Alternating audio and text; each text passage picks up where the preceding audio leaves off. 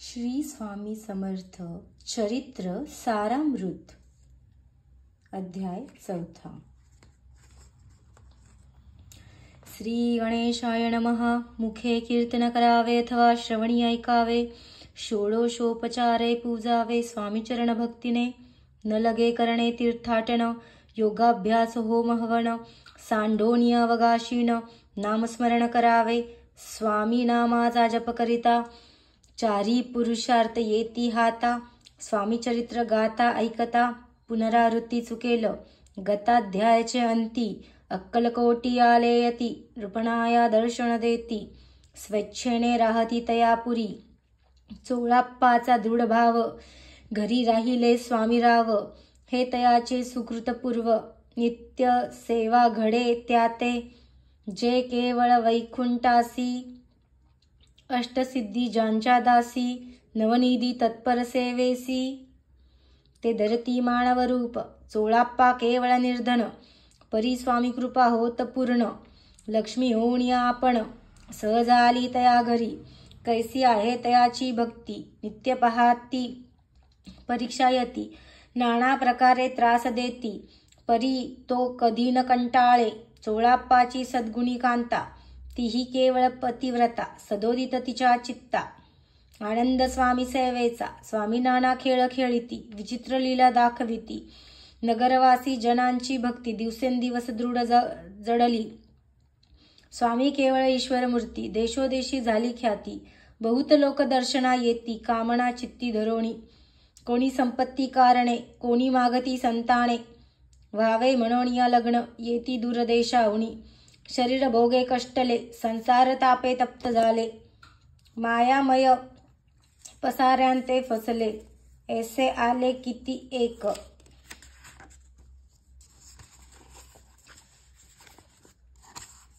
सर्वांसी कल्पद्रुमा समान होऊनी कामना करीती पूर्ण. भक्तका जास्त अवतीर्ण मानव रूपे जाहले. भक्त अंतरी जे जे इच्छिती तेथे येती राज पुरविती.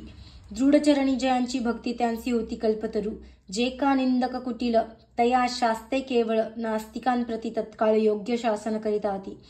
महिमा वाढला विशेष कित्येक करू लागले द्वेष. कोणा एका समयास वर्तमान घडले पै. कोणी दोन संन्यासी आले अक्कलकोटासी. हसोनी म्हणती जनांसी डोंगियाच्या नादी लागला. हा स्वामी नवे डोंगी जो नाना भोगभोगी. साधू लक्षण ज्याच्या अंगी कोणते हो वसतसे. काय तुम्हा वेड लागले वंदिता ढोंग्याची पाऊले. यात स्वार्थना परमार्थ मिळे फसला तुम्ही अवघेही. ऐसे तयांनी निंदिले समर्थांनी अंतरी जाणिले. जेव्हा ते भेटीसी आले तेव्हा केले नवले एक. पहावया आले लक्षण समर्थ समजले ती खून. ज्या घरी बैसले तेथोन उठोनिया चालले. एका भक्ताची या घरी पातली समर्थांची स्वारी. तेही दोघे अविचारी होते बरोबर संन्यासी. तेथे या तिन्ही मूर्ती बैसविल्या भक्ते पाटावरती. श्री स्वामी आपुले चित्ती चमत्कार म्हणती करू आता. दर्शन इच्छू जन असंख्यात पातले तेथे क्षणार्धात. समाज दाटला बहुत एकच गर्दी जाहली. दर्शन घेऊन चरणांचे मंगलनाम गर्जती वाजे. हेतू पुरवावे मणींचे म्हणून या विनवती. कोणी द्रव्य पुढे ठेवती कोणी फळे समर्पिती. नाना वस्तू अर्पण करीती नाही मीती तयांते.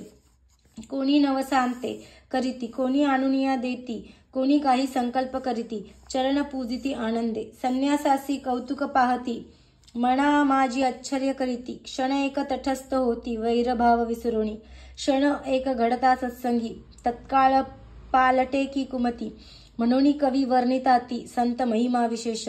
स्वामींपुढे जे जे पदार्थ पडले होते असंख्यात. ते निज हस्ते समर्थ संन्याशापुढे लोटिती. पाणी सुटले त्यांच्या मुखासी म्हणती यथेच्छ मिळेल खावयासी. आज सारा दिवस उपवासी जीवा मुचा कळवळला. मोडली जनांची गर्दी तो येऊनी सेवेकुरी. संन्याशापुढल्या नाना परी वस्तू नेऊ लागले. तेव्हा एका क्षणार्धात द्रव्याधिक सारे नेत. संन्यासी मणी झुरत व्याकुळ होत भुकेने. समर्थांनी त्या दिवशी स्पर्शन केला अन्नोदकासी. सूर्य जात असता चाळासी तेथुनिया उठले. दोघे संन्यासी त्या दिवशी राहिले केवळ उपवासी. रात्र होता तयांसी अन्योदक वर्ज असे. जे पातले करू छळणा त्यांची झाली विटंबना. दंडावया कुत्सित जना अवतरले यतिवर्य.